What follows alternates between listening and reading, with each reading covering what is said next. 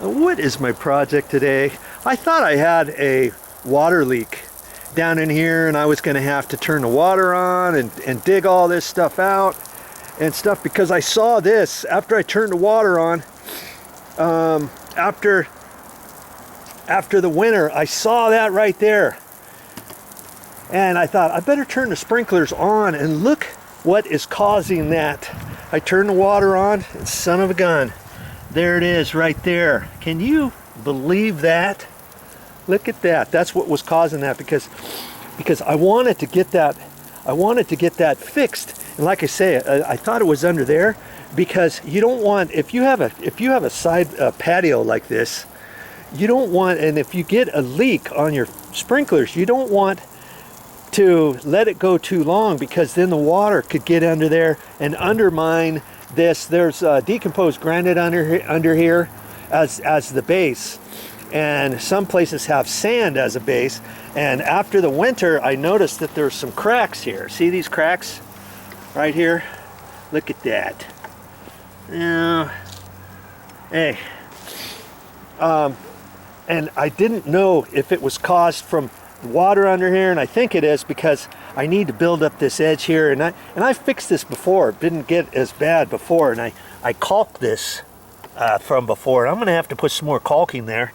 This isn't loose or anything, but it's just stuff like that.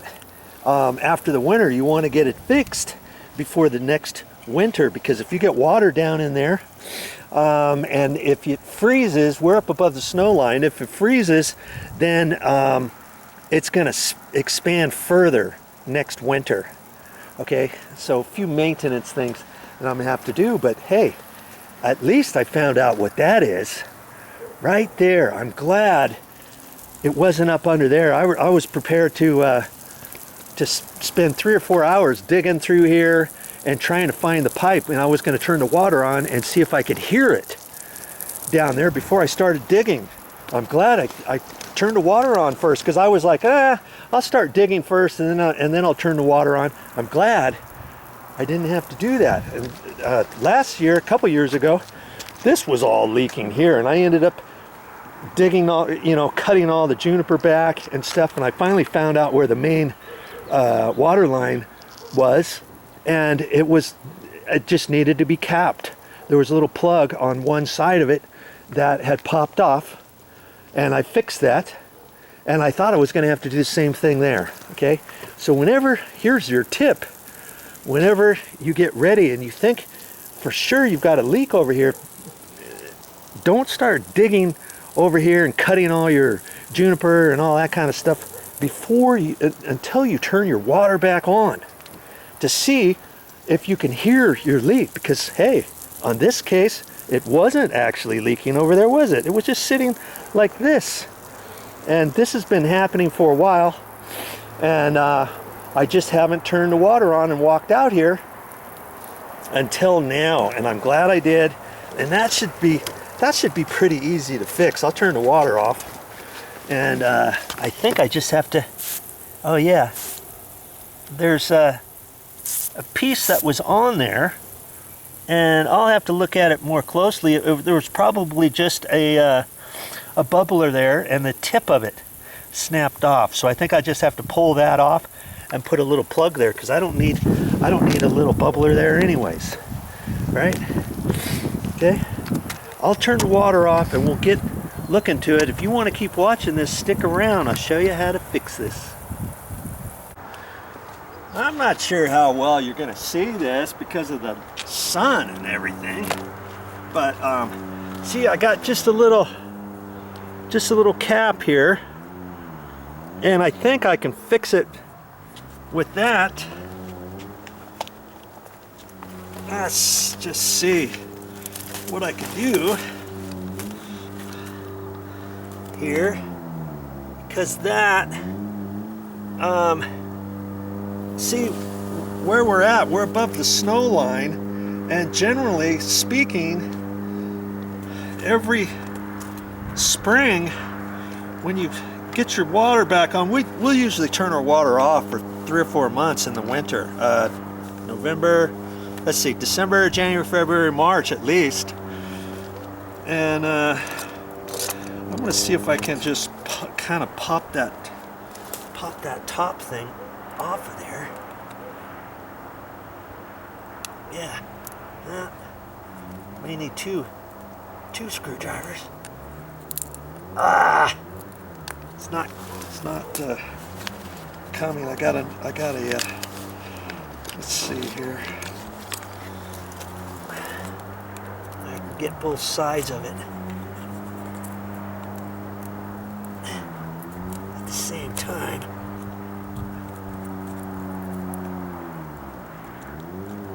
And pop it off. Boy. Okay. I haven't gotten it yet. I got my I got it loose. Maybe I can grab it with my pliers and kind of pull it off. There. Nope. Come on. Good Lord. There. There we go. Let's see.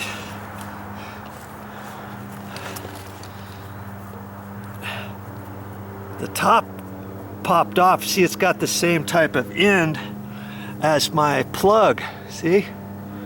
I should be able to just take my pliers and grab that. And, it's kind of pooched off to the side. I've get my rasp. Kind of take some of that off. But like I say, in the spring, you should check your water sprinklers and stuff.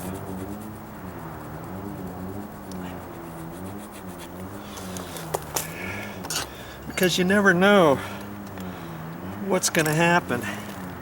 Just taking my scratch off so I can find the hole there. Last year it was something else in the front.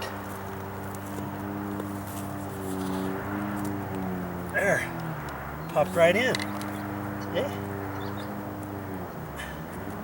I think that's good. I can turn the water back on and check it, but it felt like it popped in. And even if it drips ever so slightly there, I really don't care, because it's right in this area where this bush is and stuff, and this should be okay. Now see, I'm thinking they had a bubbler there, and it might have popped off the top cap. Sometimes they'll put a bubbler right on the edge, but generally you should have, I usually put a little piece of 1/4-inch tubing before I put the bubbler. But I've seen other places they'll put the bubbler right there and either leave it there, or then they'll cut the tubing and hook it to the bubbler, and the bubbler's here, and then you got your tube out here and it's dripping for your plants. But I don't like doing that, because then you've got a 1/4-inch hole at the end of your tube where little bugs can go in there and plug it up, or dirt or whatever, and then you could clog it up that way. So I don't like doing it that way. Okay, well, I think I fixed it with that little plug. How much did that plug cost me? Maybe 50 cents. And I'll turn the water on and double check that before I leave here. And son of a gun, I thought it was over here, because I would come out here after the sprinklers were done. I saw all this water coming over here, and I thought for sure there was something over here. And when I first got here this morning, I thought, I'll just cut all this stuff back here first, and then I'll turn the water on. And I'm glad I didn't do that. But hey, in some instances, like if you got all kinds of stuff like this, you might want to turn your sprinklers on first and then listen and hear if you can hear some, you know, coming, because I wouldn't have any idea where the bubblers are in here. But if you have a little section like this, okay, going through the middle, chances are they've run it with a big pipe. Usually it'll be ½ inch or 5/8, and then they'll run off little edge pieces, you know, to your different plants. So the middle one will come right through the middle. So if you happen to have a leak, like I had a leak right there, and I didn't know where it was. I started digging from here because I didn't know. I got it dug up to about here, and then I started hearing the noise, and I had to dig that down and stuff. Had I have known, had I have looked over here and saw that it was about straight, I could have made my deduction, my hypothesis, that okay, I'll dig a little bit of a hole there, and then I'll turn the water on and listen and feel. And had I have done that, I wouldn't have, I would have had just one small little hole right there. I wouldn't have had to have dug all this juniper. But I was thinking, you know, hey, juniper grows pretty quick, and if you want the juniper all coming back, it'll grow eventually back through here. So I don't, you know, it's okay. I'm not going to worry about that. But that's what I thought I was going to have to do over here, because this is what I would see without turning the water on. I'm glad I turned the water on and found that was leaking. I've never had one of those happen before, but hey, check things out. Turn your water on before you start making assumptions, okay? All right, I'm going to turn the water on and check this out before I finish this video. You want to check out and see if that plug is going to hold? Stick around. Okay, well, I haven't checked it yet, and I know I've got the right one, because see, there's one that's on. I remembered what number it was in the timer. See, there's another one that's working, so I know the water's on. And there's the cap that I did. See? Look at that. I don't think it's dripping it. Oh yeah, it's just bare. See, it's just barely dripping right there. And that's because over time, I mean, this sprinkler pipe looks like 5/8, and it's a good 20 years old. And you saw how I had to kind of pull that out and stuff, and this isn't as pliable as, you know, 5-year-old stuff. And the plug is just barely dripping. Now, if you really were concerned about that, what could you do about that? I'm not really concerned about it, but I'm saying if you were concerned about it, you could shut your water off, let it dry, okay? And then you could put some crazy glue around it. You could, if you wanted, couldn't you? Crazy glue gel. That's what I would do.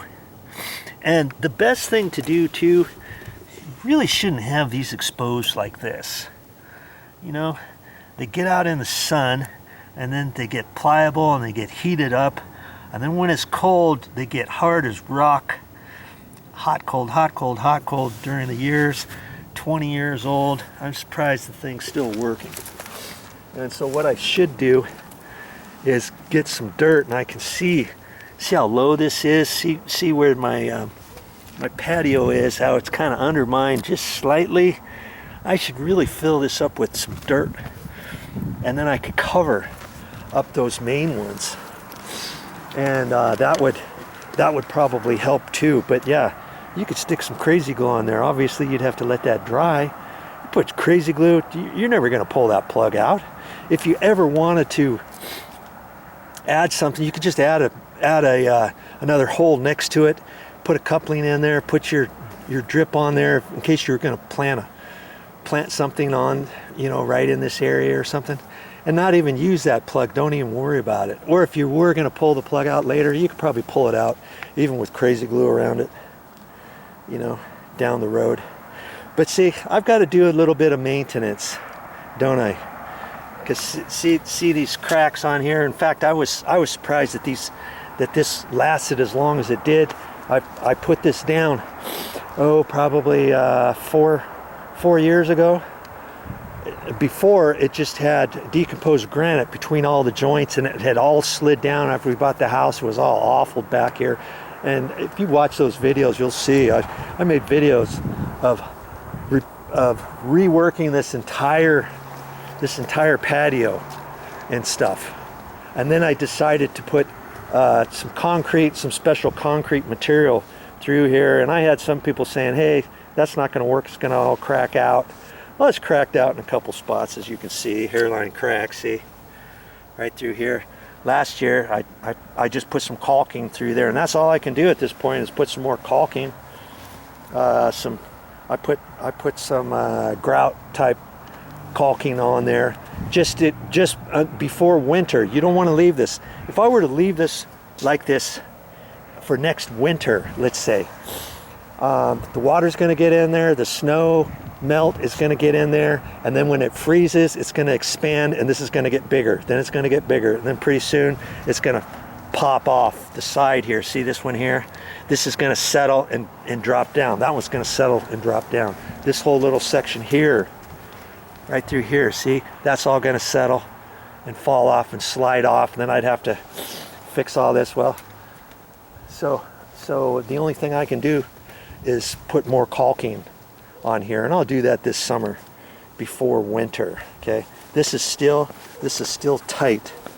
I mean, it hasn't fallen off, but that was the other thing that I was concerned about, because I had these cracks here. If I didn't fix this water leak, the water could get underneath here, undermine this, kind of push your sand or your decomposed granite down into holes and stuff and have it slide down a little bit, and then this could get weak down underneath, and that could kind of break it off. So that's why I wanted to fix that. It's been bugging me for the last couple weeks. Hey, I need to come out here and fix that, and then see how high this is off the ground right there. I should really build this edge up, and I've got some rocks that I can load up in a bucket. See, all of these over here, it's a work in progress, as you can see. I can take some of these and some of the dirt and throw it all around that edge, pound them in there with my hammer and stuff, and get it all pushed up on the side so that I can get this side, build up this edge, you know, along here. See how high this is from the ground there. Take some rocks and kind of beat them in there with the hammer. I tried to do that with some other stuff when I had lifted this up from before, but it looks like I need to do that to prevent this from happening anymore in the near future. And see here I've got some more of the exposed main pipe sprinkler line, and see here's some more of it over here. It just comes up. Sometimes the roots from your trees, your bushes, will do stuff and lift it up, and I need to dig it down. Before I had some of those pipes, all kinds of those pipes over here, and I had to dig a trench underneath there and get rid of some roots and push them down into the ground. Looks a lot better in here now, huh? Before it was there was all kinds of exposed pipes. And see here I've got some more stuff here, and this is for my lights out here. My lights, and here's some more of it over here, and you can see here's some wire nuts that are exposed. I really should clean up around there and wrap those with the electrical tape, and put some electrical tape around there, and then put some duct tape around it, and then sink them down into the ground. See, that doesn't look very good either. See, here's my landscape lights. There's one. Here's some more of my electrical line. I really should dig that down into the ground and push it along here and get that all covered. See? So lots of things you can do yourself. Don't pay somebody else to do all this stuff. Here's some more over here. So I can just dig that down. Spend some time in your landscape areas, and you can check your bubblers, make sure they're working, and all that kind of stuff. See, these are working here just fine. There's some. This is wet here. There's wet over there.